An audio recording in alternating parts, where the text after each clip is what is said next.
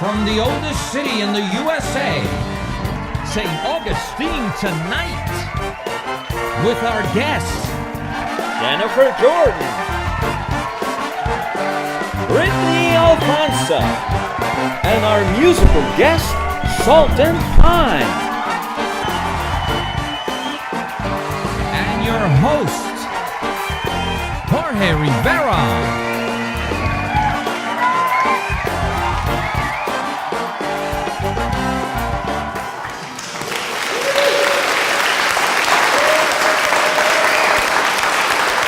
We are back, ladies and gentlemen. We are back. Season 2. Would you believe that?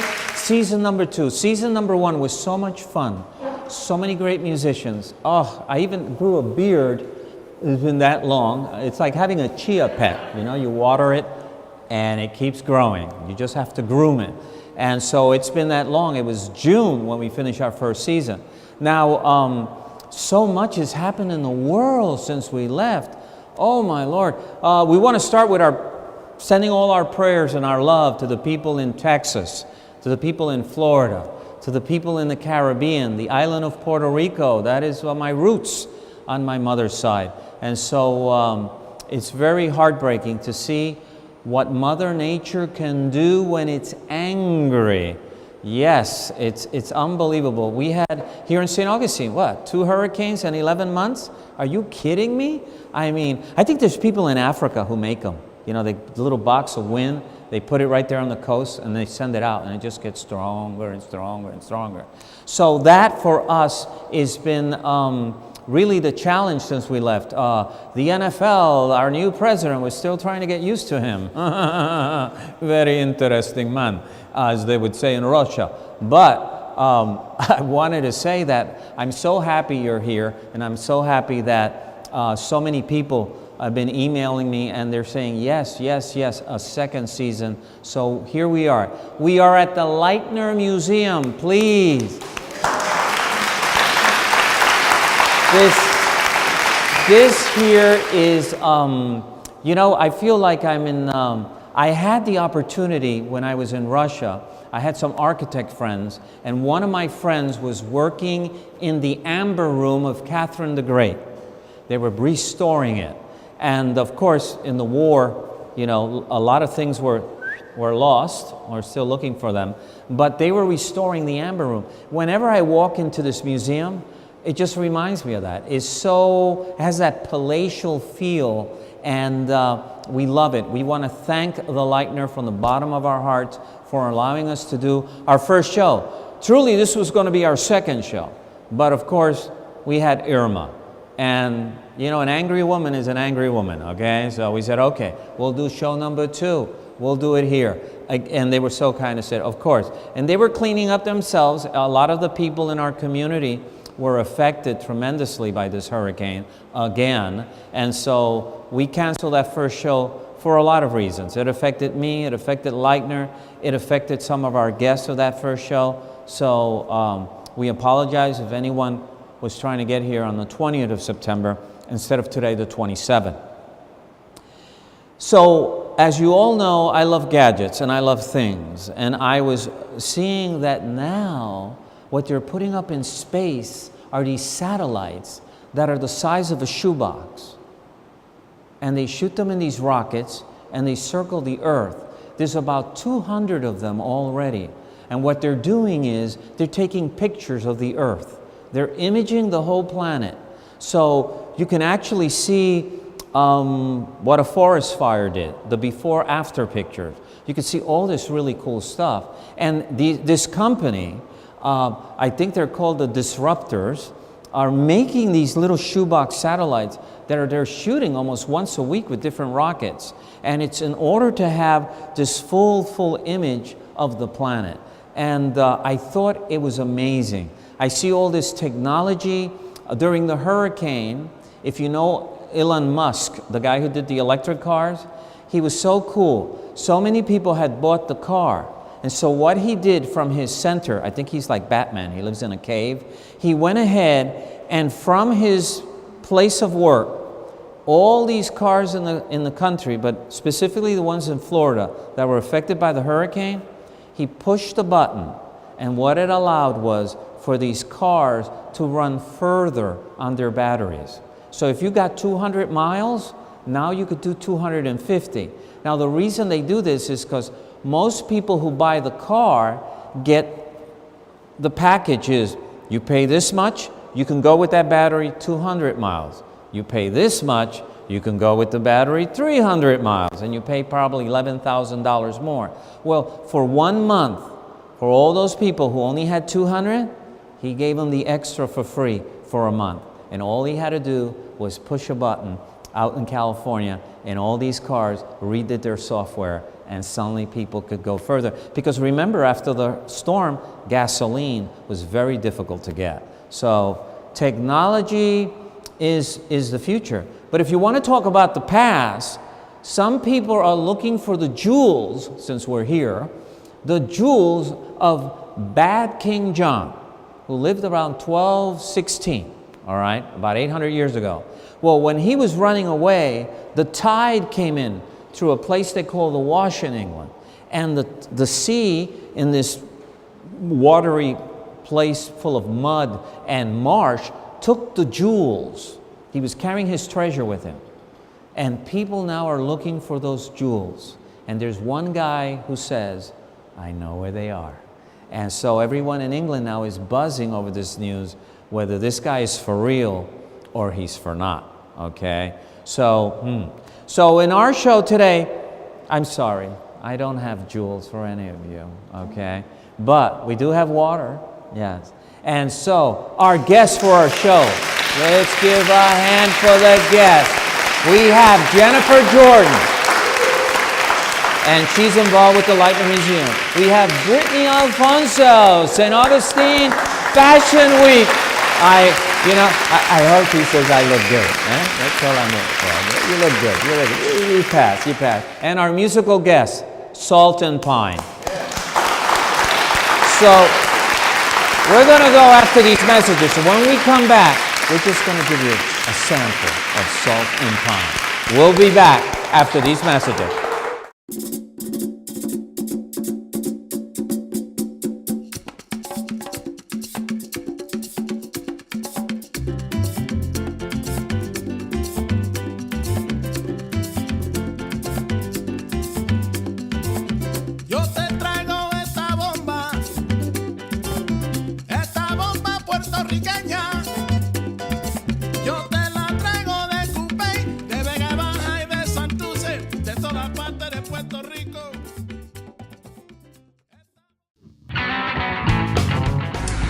My name's Dana.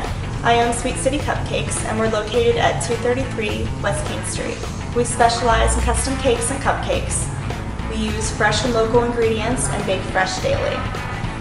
Each of our cupcakes is decorated with a unique look to complement the flavor. We have signature cupcakes such as the Marilyn, the Elvis, the I Love Lucy. We have a unique vintage look. Stop in and say hello. Have a cup of coffee and a delicious cupcake. Even better yet, take a box home to share with the family. At St. Augustine Distillery, we're part of a new generation of American craft distillers. Family owned and operated, we are committed to making the best possible spirits using local agriculture.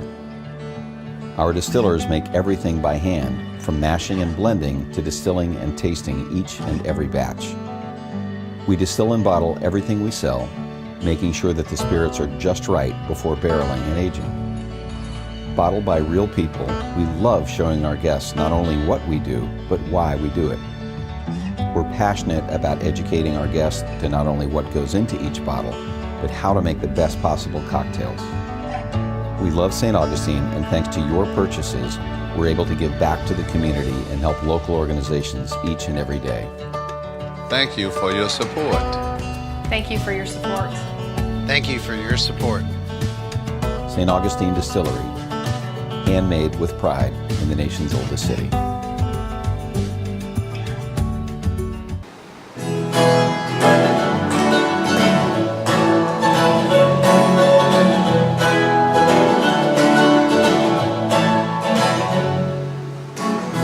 There was a time I didn't make much more than this.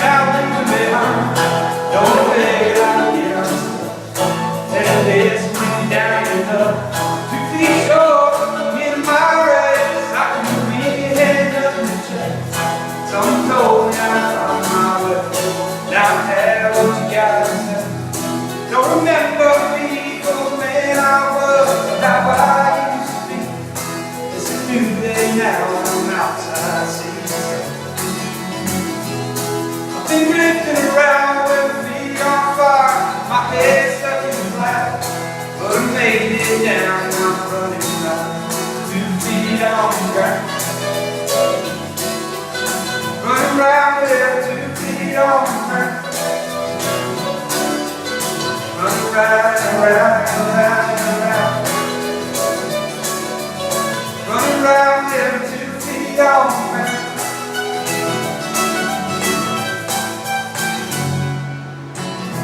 If I had my way, you would see anything other than try me. 'Cause I'm grateful for all that I got. Well, moved on way that I thought. You be the first one to point out my flaws, so that I heard every one of my scars. Way back then, carry me. And now stay on my 2 feet. Don't remember me for the man I was, how I used to be. Just a new day now, I'm outside seas. I've been drifting around with feet on fire, my head stuck in the fire, but I made it down and I'm running right, 2 feet on the ground. Running around with 2 feet on the ground. Running around and around and around and around. Running around with 2 feet on the ground.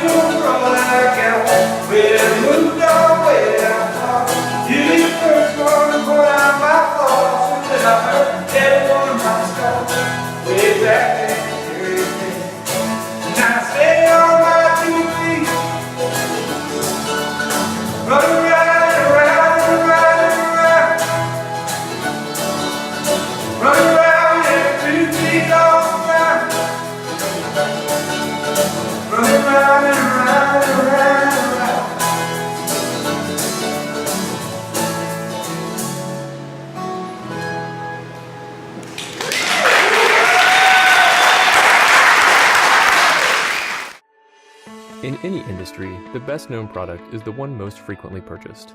Think of industry leaders like Coke, Nike, and Starbucks.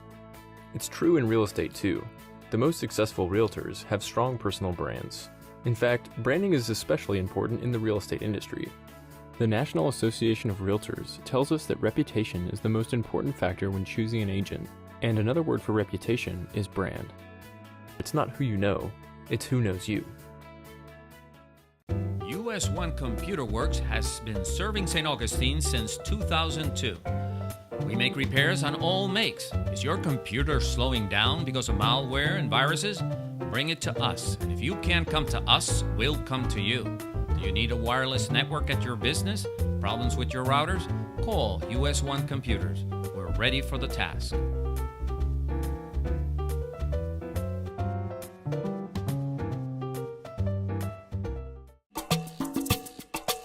My name is Manny. I'm the owner of La Gerencia Cafe. We're located at 4 Avila Street, the oldest street in the oldest city in the nation. Our menu features breakfast all day and lunch. We have a variety of omelets, a variety of sandwiches, Cuban sandwich, medianoches, Elena Ruth, pork sandwiches. We also have a feature item, it's called the Guajiro, which was featured in a PBS special. Some of our specialties is ropa vieja, typical Cuban picadillo, and roasted pork with black beans and rice and plantain. Cuban coffee, Cuban espresso, café con leches, cortaditos. We have a selection of domestic and imported beers and a selection of wine. We also make our own mimosas and sangrias. So next time you're in St. Augustine, pass by the oldest street and come into La Gerencia and have good food, good friends, and a good time. So we're back, ladies and gentlemen. And we are now with Jennifer Jordan. Hi. So nice to have you. Nice to see you. So here we are in the Lightner. Oh my Lord, this place is beautiful. How old is this place? Well, it was built in 1888 by Henry Flagler as the Alcazar Hotel. So it was a hotel at one time? It was a hotel at first during the Gilded Age time period in St. Augustine. It was built just about a year after the Ponce de Leon Hotel was built across the street, which is now Flagler College. Right. Another beautiful building. I believe it closed in 1931 after the Depression, and it laid vacant for a long time. And then we have mainly one man's collection inside, Otto Lightner. And if you walk around this building, you'll see how eclectic his collection is. But he was a publisher and hobbyist from Chicago. And he did a lot of his collecting by buying a lot of these giant estates and mansions under foreclosure in Chicago. Which were cheap because of the Depression, right? And bought all contents included.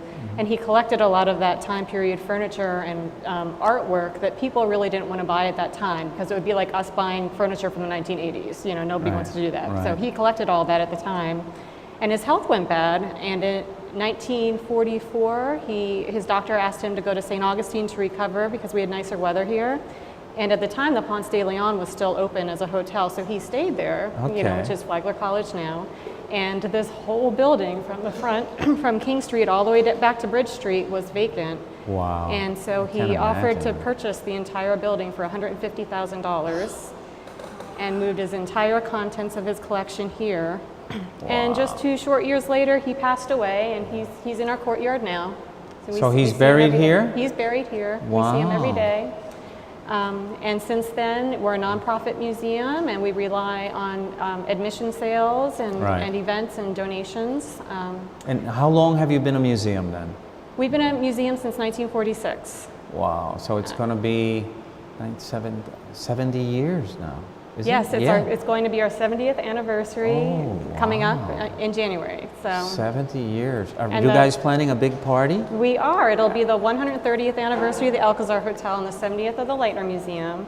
So we're going to have a big New Year's Eve party here at the museum. We're going to ring in the new year, and we're going to celebrate our anniversary year coming up. Wow. So for those who come here, if you come to the same spot where we're talking right now, his picture is right over here. I don't know if you could see that on the camera, but you'd see a picture of him right there, standing very well in a tuxedo, looking very elegant, I must say. So now you guys are planning something big. Yes. But before I get that, your task here is what? Your position here at the Lightner is what?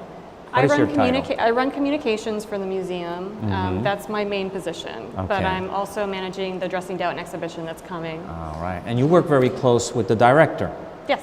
Who's Bob Harper. Bob Harper. He's wonderful. Yes. And he made this possible too. Both of you made this possible. We're happy to have you. Yeah.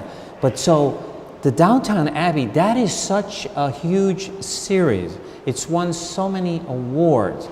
In a nutshell, in a nutshell, if someone asks you what is Downtown Abbey, for someone who hasn't seen it? Well, it was PBS's most popular television series of all time, and it's a show based in England. It ran for 6 seasons, and it was the Gilded Age time period to the Edwardian time period to the 1920s. So it spanned a lot of different eras in the history of... So that would be 1912, I believe, to 1926. Yes. About so, and that time period in England spanned a lot of different historical climates and also fashions. Yes. So the costumes that we have in this exhibition show all those different time periods, which is really neat. Wow. And not just the time periods, but also the upstairs, downstairs aspect. Well, that roaring 20s fashion is in there, isn't it? Yes, and that's in today too, you know, so it's very interesting. So what I think is amazing of the series when you watch it, though that period is 1912, 1926, and if you're just a regular history buff, you say, well, World War I. But when you watch that series, there's so much more going on in the world. Scandals, revolutions, the war. It's very interesting. And the seasons are finished, right? The seasons are finished. It still boasts a large fan base, and I think the reason why it boasts such a large fan base is because of its historical accuracy. The show was so historically correct, and it had a wide fan base of both men and women and all different age ranges. And so you guys are having, when is the event here? The big event begins next Wednesday, October 4th. That's when the exhibition opens. Tuesday, October 3rd is our opening reception. We're going to have a knockdown, drag-out, 12-piece, authentic 1920s jazz band here from New York. We're so excited about that. Wow. They're Michael Arenella and his Dreamland Orchestra.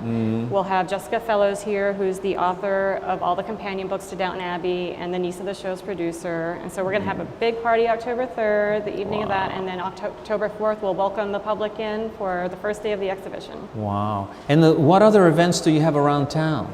Like teas and things like that, I heard you guys have? Yeah, and also on the opening day, Jessica Fellows will still be here, who's the author of the companion books. And she will be hosting 2 lectures at Flagler College across the street and a special luncheon at the Solarium in Flagler College. Wow. And I think also Corazon is having like a tea also? Corazon will be doing different afternoon teas paired with period authentic films and things like that. So that place is there's great. a lot going on. Yeah. They've become a little institution. There's so much going on there. God bless them. And so when people come to the event, the big gala where people have to buy a ticket and come, people going to be dressed in that period also? What we've discovered 2 years ago, when it was the last season, the last show of the last season of Downton Abbey, we aired that here along with our local PBS affiliate, WJCT, and it was a sellout event. People came dressed to the nines. They all came, I mean, rarely did anyone not come in costume. Everyone had some kind of costume, and it was incredible. So, I mean, the fans are into this, and we invite the fans to come every day to the exhibition in costume. Right. Every day to the tea in costume. Just wear it, come on in. So the exhibition is what, about 13 weeks? Yes. Wow.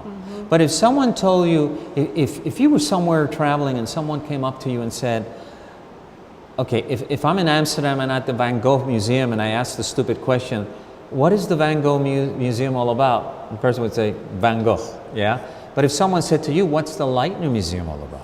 What would you say? It can be confusing to people, but there's two really cool aspects going on at the Lightner Museum, and that's the history of the building itself, which was the Alcazar Hotel built by Henry Flagler in 1888.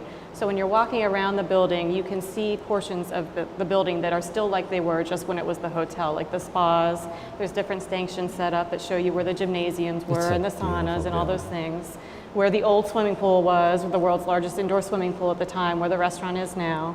So people can walk around and really get a feel for what that hotel was like.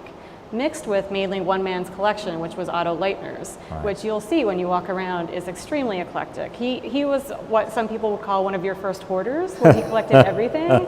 So we've got a mummy and a shrunken head and cigar label art and stamps and human hair art mixed with, you know, Tiffany glass and fine jewelry and paintings and statues. So. Oh my Lord, everything. Yes.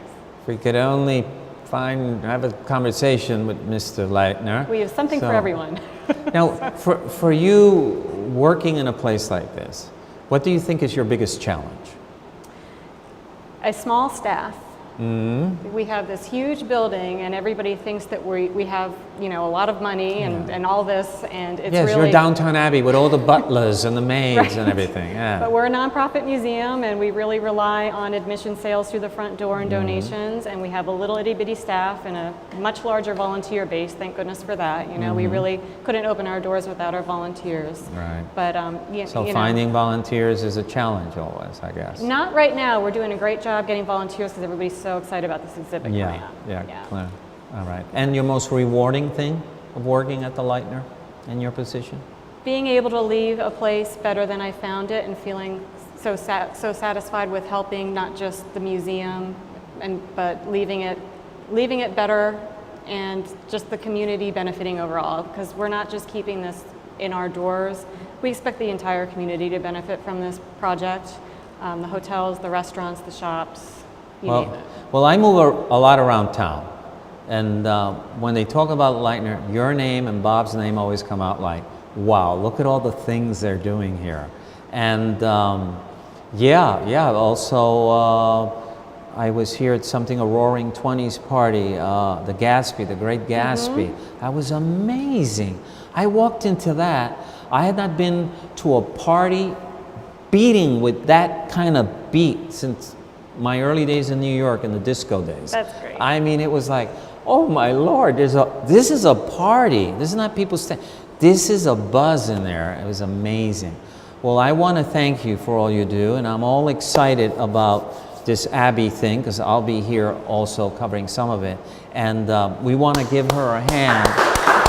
Thank you for having me. And if you live here and you haven't been here yet, you probably fell down and hit your head on the tub. You need to regain consciousness and walk into this fabulous, fabulous structure and just check it out. Check it out, because it is amazing, and I thank you again. Thank you. We'll be back after these messages.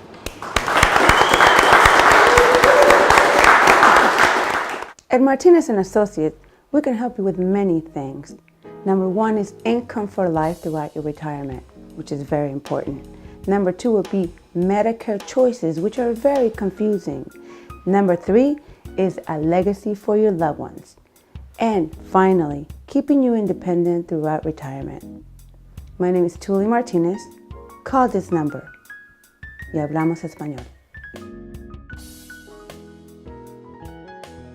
Hi, I'm Carla Wagner. I am the owner of what we call in the hood the Triple C's, and that stands for the Corazon Cinema and Cafe, here located at 36 Granada Street.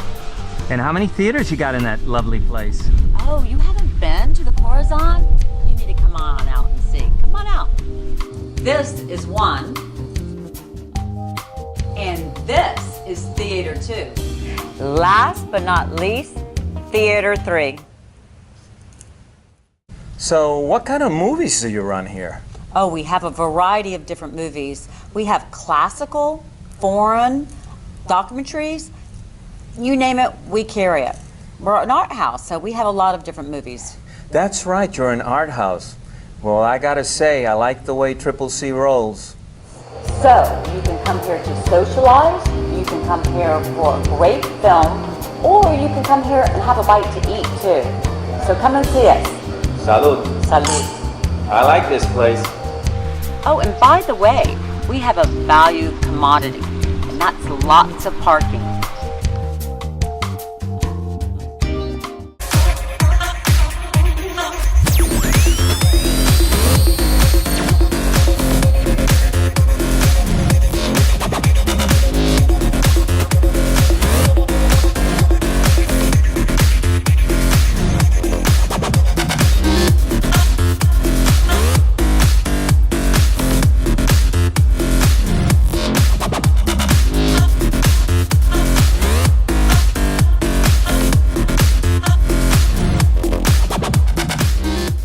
We're back, ladies and gentlemen. And our next guest is Brittany Alphonso. Hi. So nice to have you here. Nice to see you again. Yes, yes. Last time we talked on the phone. It was very interesting. You had your newborn, yes? Yes. How old? 5 months. 5 months old. Yes, he's pretty soon. Oh yeah. Just give them time. They'll be asking for the car keys pretty soon. I'm ready. I'm totally ready. Driver's license, good to go. We know you here in town as the person behind the St. Augustine Fashion Week. I'm one of them, yep. Yes, yes. And that has become a really, your first one was when? The first event was when? March of 2015. Yes, I was there. I was there, and it was very classy, very wonderful.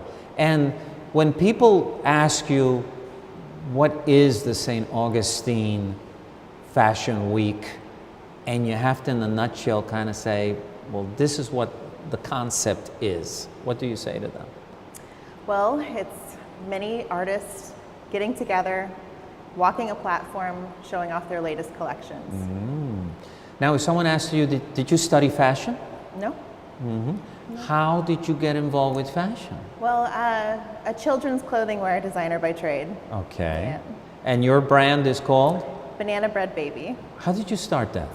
Well, I always was interested in fashion, and not being from St. Augustine, I really wasn't aware of how to make that designer transition happen and how to go about being in the fashion industry when in St. Augustine there is none. Yes. So I didn't go to school. I went and got married and had babies. And once I had my babies, I realized that I want to go back into my passion, and that was fashion. And I created their little clothes, their little dresses. Now you sew and you did the patterns yourself? Yes, I did. Wow, where did you learn that? Self-taught, but I think it's in my blood because there's a whole bunch of seamstresses and designers in my family. Oh, and the DNA. And so when you started making outfits for your children, then what? You felt like you wanted then to make them available to other people to Well, buy? I started selling in the local farmers market, honestly, and people were buying them, they were loving them, they were passing them down from child to child. So I really started looking into how other designers do it. They make seasonal collections, so I created my own seasonal collection, which then got picked up. I was out in LA. Jacksonville Fashion Week actually at the time called me back, and that was my first fashion show that I did. And then I sent my designs to Omaha Fashion Week. I went to Kansas City Fashion Week. Kansas City, you know, fashion. I mean, you think Milan, London, New York, but Kansas City. That was the start of it, and for our nation, that's where a lot of our clothing was made in the beginning, was Kansas City. So you don't think of it as being fashion, but it is so fashionable. I love Kansas City. And moved on to selling my items worldwide through Zulily and other markets of that nature. So they loved your stuff, and then they offered you a contract, an outlet, whatever it is that they give you. Yeah. Wow. Did you ever think when you started that it would go that far? No, but I definitely had dreams of it happening. And I'm so thankful it did, because it really paved the way for what I do now. I met all these wonderful people, the designers. I got to know what other fashion weeks around the world are doing.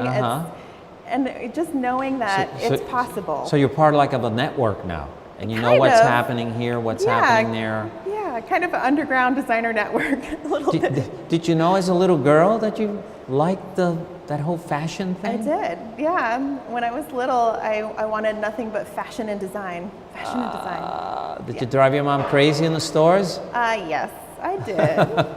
I did. Definitely always wanted that super ultra mega fashion box that's plastic shoes and glitter pearls, or all those. How old were you think? I remember I must have been probably 4. I was definitely whining and talking a lot. So. Oh wow. Yeah, fashion and design. And there was that attraction already for that whole glamour thing. Yeah. When you look at glamour magazines, what's your favorite one? Well, I like British Vogue. British Vogue. Yes. Interesting. Vogue all together, yes. But I'm mostly attracted to the imagery and the artistry that's behind fashion, not necessarily the glitz and the glamour, I gotta say. Do you find when you organize these fashion weeks that you meet a lot of people who are at your stage of just starting? Yeah, and what we do is we have our designers, they send in their applications. We go through the applications and set up a designer interview. During this designer interview, they answer a bunch of questions, and some of them, it always ends with, okay, so you were a designer, what did you do to do this? And I was like, well, I was just like you. I made it in my garage, and then I was selling in Zulily.com. People are wearing my stuff all over. So letting them know that anything is possible. I mean, if you don't have to be a big manufacturer to get out there. Yeah, it shows you that a little guy with a great idea, a great sense of taste and fashion can break through. Yeah, you got to start somewhere. All right. So now, how many events do you have a year? 2. It's a biannual organization. We have 2 events. A smaller event, which is one night in October, which is opening. So that's coming any day now. October 14th is 2 weeks. Wow. 2 weeks out. And what's that event like? That event, we're going to have 10 designers. There's going to be shopping, cocktails. It's on the water over at the St. Augustine shipyard. Okay, know what that is. Have some music and dancing, and it'll be a good time. A good ease into our road to season 4. Okay, and season 4 is how long? When you do that, that's the big show. Yes. Now, season 4 actually kicks off October 14th. Oh, okay. So we have an event each month. After that, we have in November is 11/11 is going to be at Push Push Salon. He's going to have a hair show. Yes, that guy is like everywhere. He got hit hard with the hurricane, Yes. but he is super resilient. He is coming right back, even bigger and better than Billy. before. Mm-hmm. He's wonderful. Yeah. He is actually our vice president of St. Augustine Fashion Week. Wow. He's got a big force in what we're doing. Wow. And then you have a large event that's like 5 days, 4 days, something like that? Yeah, so we have small events leading. Another event, which is the week before ours, our event is the second week of March, 2018. The week before, we have a sip and shop, which is going to be at the Premium Outlets, St. Augustine.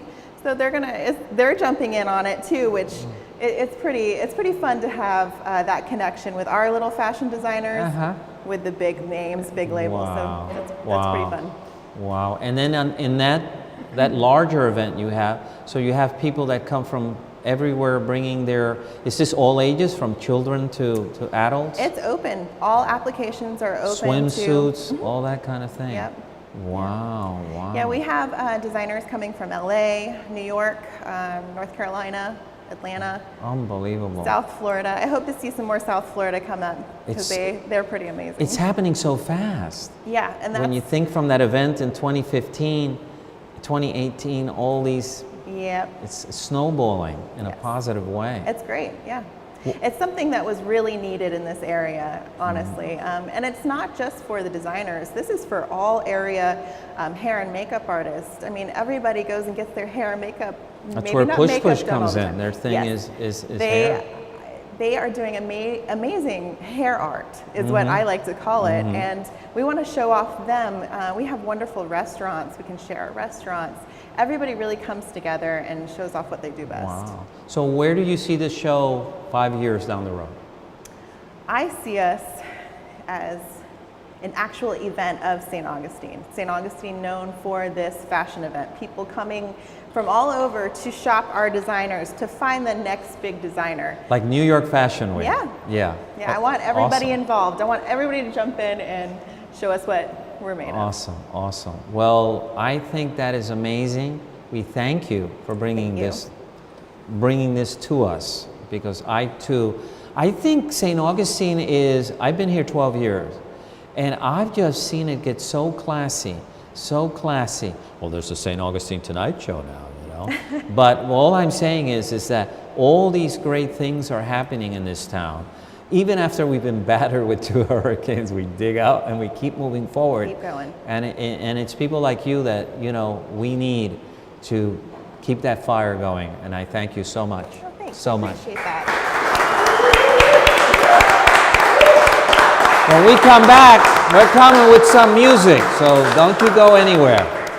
Thank you. Thank you.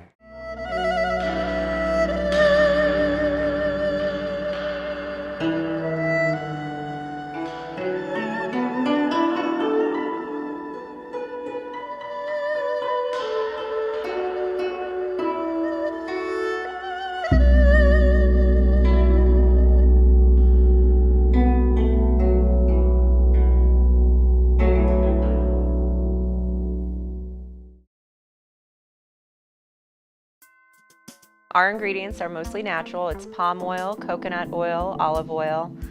We put cocoa butter, shea butter, and real silk in our soaps.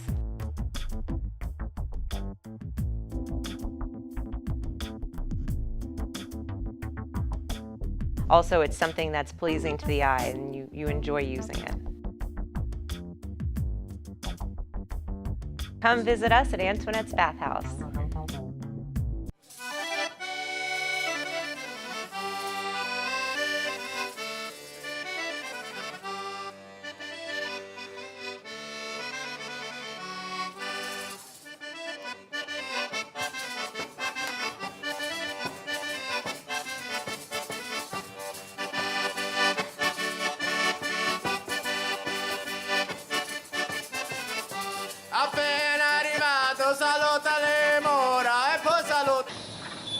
Hello, I'm Grant Paxton. Welcome to Foxtrot Creative Studio. Let me show you what we do.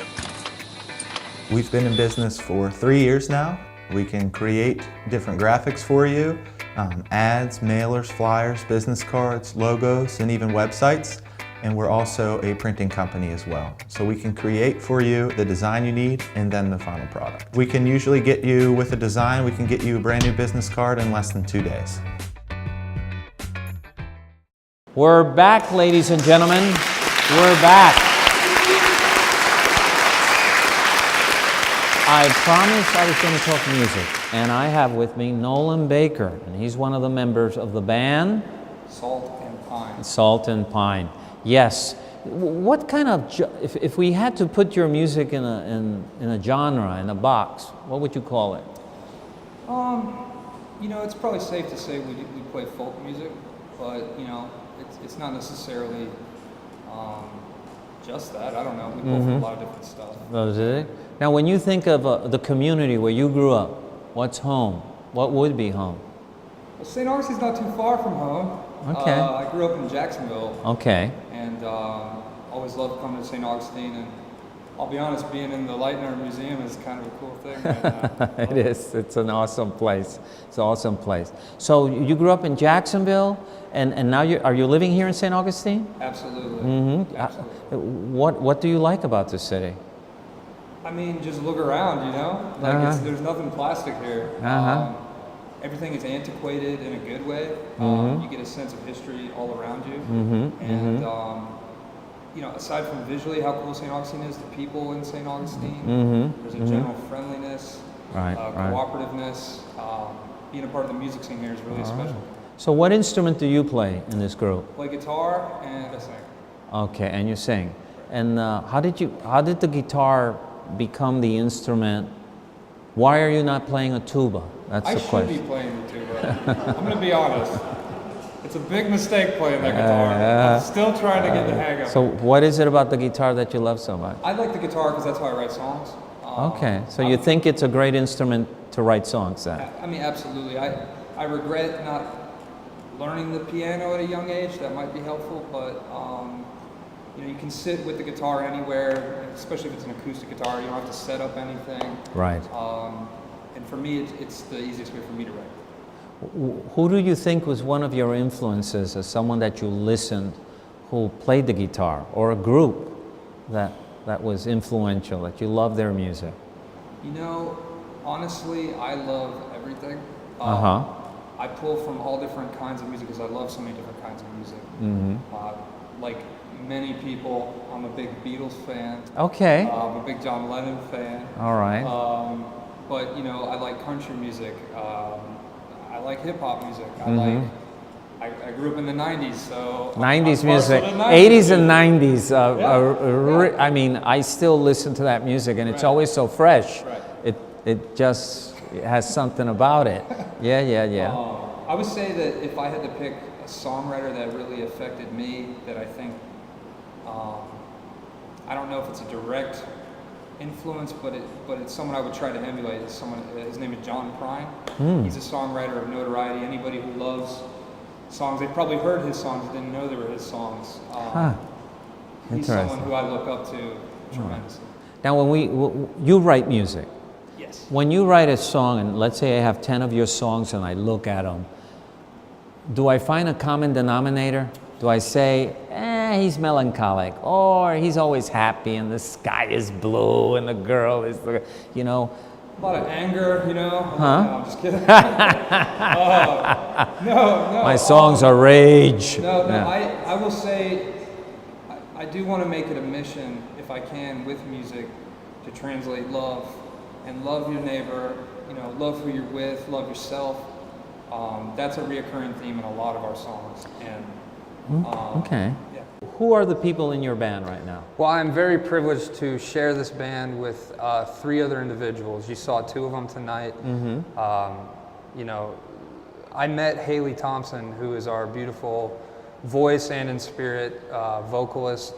She plays percussion. She plays piano. Such an important part of Salt and Pine. With me and her, the thing we're very proud of is the harmonies that we're able to put together. Okay. So with Haley, Matthew Kirkland, when we were putting this together, it was kind of a project for just me and Haley. But we went to an open mic here, as a matter of fact, in St. Augustine, and that's where we met Matt. And he is someone who, if you've been coming to watch music in St. Augustine, you've probably seen him before. He's very sought after because he's extremely talented. Now he plays the mandolin and the banjo. That's not it. I mean, he plays probably everything. He probably could. We're going to get him to sing too. We're going to figure that out. Now you have a cellist now joining the group. So lately. Our third member is a recent addition, and again, I couldn't be more excited about it. He brings this extra quality. His name is Sam Shin. He is so phenomenally talented. I saw him play at a little private event that Chelsea Sadler, another well-known musician, and he just came in and sat with her, and he was. It looked like they had rehearsed for weeks. He's good at that. Yeah. It was I sat down and I played a couple songs with him, and he already knew my songs. I was like, wait a minute, how did you do that? That's how gifted he is. He has the ear, and so does Matt. Those are guys that I can bring them music, and it's like they've already heard it. They just immediately get in there. So. Now Salt and Pine now comes to St. Augustine, and St. Augustine has so many musicians. It does. Yeah. What is your feel about all these musicians? Is the camaraderie I'd say good? the most important thing about St. Augustine and the music scene here is there's a general cooperation. People are not stepping on anyone's toes. It is collaborative. This is different than a lot of other music scenes where people are clawing and fighting for maybe attention or notoriety. It couldn't be any more different here. You know, I'll go to open mics just for fun, and I'm running into musicians that blow my mind every single night, and there's no ego involved or arrogance. It really is an honor to share this town as a musician with everyone here, and everybody's kind of excited for everybody. So that's the most important thing. So where do you see Salt and Pine in 2 years, 3 years from now? Well, we are working on an album. Oh wow! Really excited about it because we have so many songs, and it's time to get them out there. So I'd say the biggest goal is making sure we finish our album and release that. Okay. And you know, we've been enjoying playing all over here in town. We're going to see where it takes us, but most importantly, I want anybody at any part of the globe to be able to get on their computer and maybe, you know, click, hear a Salt and Pine song. That'd be great. Now, if you were on an island, I love to ask this question, musicians. If you were on an island and you can only listen to one song, what would that be? Well, that is the hardest question of all. I'd go with an easy answer for me. Like I said, I'm a big John Prine fan, so you could pick anything out of his catalog and I would love it. One of the better songs of all time, I would say, is Sam Stone. You can put that on repeat. All right. And if you had the time to learn another instrument, what do you think you'd like to try? Like I said, the piano would have been a good idea. Did you have the opportunity? I did have the opportunity, and I shunned it immediately. Why? You were too young? Or? I just didn't want to do it. My mom graciously got me piano lessons, and I thought I was going to be an NBA basketball player, and that just didn't work out. So. Well, you do have the height. So did your mom or your dad have any musical background themselves? You know, it's funny. My mom was in the marching band in high school. Oh. And that's where it stopped for her. What did she play? Clarinet. There's so many clarinet players. And my dad, if I had to, to be honest with you, any love of music, I get that directly from my dad. He is the most avid music fan. He's almost a student of it. He's the guy that when a song comes on, he has to ask you, all right, who wrote the song? Who played the guitar? He knows it all. And he never played himself, but he's super passionate about music. Well, musicians are nothing without those who listen to it and love it. Exactly. So they're probably more important unless you play to hear yourself, but most musicians like to share their music. And of course, someone like your dad is just what a musician needs. I would agree. And he's a good guy too. He's a great guy. Would you and Salt and Pine play us something to end the show? I would love to play another song for you, Jorge. I would love to. When we come back, Salt and Pine is going to lead us out. Hi, my name's Dana. I own Sweet City Cupcakes, and we're located at 233 West King Street. We specialize in custom cakes and cupcakes. We use fresh and local ingredients and bake fresh daily. Each of our cupcakes is decorated with a unique look to complement the flavor. We have signature cupcakes such as the Marilyn, the Elvis, the I Love Lucy. We have a unique vintage look. Stop in and say hello. Have a cup of coffee and a delicious cupcake. Even better yet, take a box home to share with the family. Hi, I'm Carla Wagner. I am the owner of what we call in the hood the Triple C's, and that stands for the Corazon Cinema and Cafe, here located at 36 Granada Street. And how many theaters you got in that lovely place? Oh, you haven't been to the Corazon? You need to come on out and see. Come on out. This is one,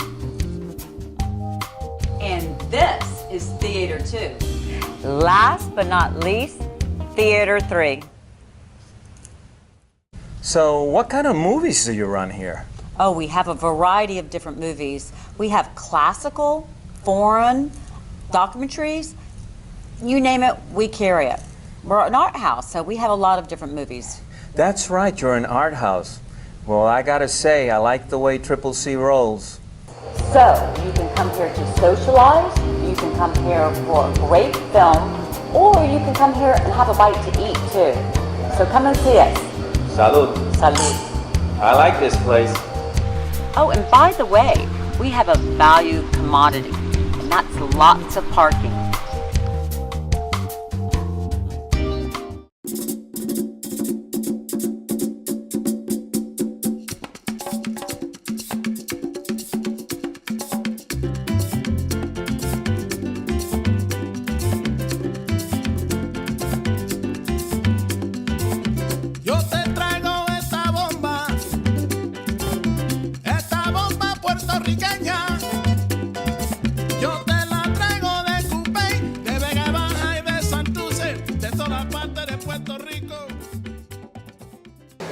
And now, salt and pasta.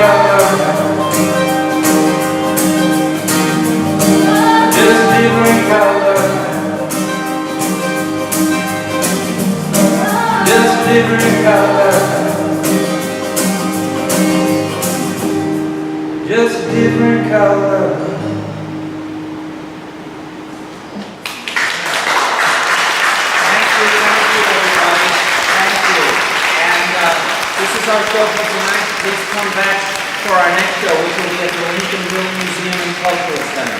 Thank you very much, and